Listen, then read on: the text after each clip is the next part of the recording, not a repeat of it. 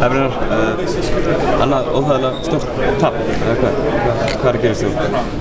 Það er erfitt að segja, en náttúrulega við erum ekki að hitta vel. Það verður að segjast annars að við erum ekki að fara að vinna marga leiki með tæplega 15–20% stryggastendingu. Við þurfum að vera einhvers staðar inn í kringum 40 og svo erum við, já bara, ég held að það sé svona afleiðingin, eina helsta afleiðingin að við erum ekki að hitta nógu vel því að liðin er ekkert að skora neitt svakalega mikið á okkur svona í hefkort. En meðan við skorum mikið þá er þetta dálítið erfitt. Kom hana tímabil í fyrri hálfleiknum, þú 7-0 alveg inn og það var tvisvar 7-0 áhlaup þar sem bara virðist ekki geta komið boltann á mann í korfinu. Svo er þetta svona jafn leikur í svona hálfleiknum, svona fram að hálfleik og þessi að einhverjum 10 stigum, 12 stigum undir. Hræðilegur þriðjuleikur. Hvað er að gerast þér?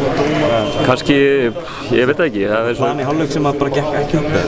Nei, það er auðvitað, planið er svo sem alveg gott en við erum alltaf að spila kannski á færri mönnum heldur en hin liðin og það er gríðarlega orka sér fyrir þess að stráka að bæði spila vörn og sókn á móti stærri og sterkari mönnum og þá er oft erfitt þegar að koma inn í seinna hálfleik að detti dálítið niður orkan og ef þú nær ekki einhvern veginn að koma strax á staði í byrjun þriðja þá getur þetta verið ansi erfitt að koma sér í gang.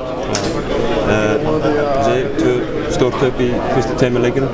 Er þetta erfitt að rífa hausinn upp eftir þennan og halda í hvað næsta?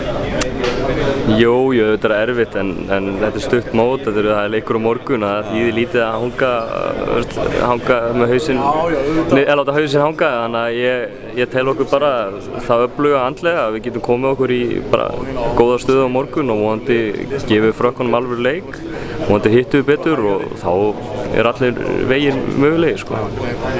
Frakkland, Slóvenía, Finnland, allt saman príðið sko að þjóður í hverjum hlæðleik. Hvernig metur þú möguleika ykkar að komast til Tyrklands?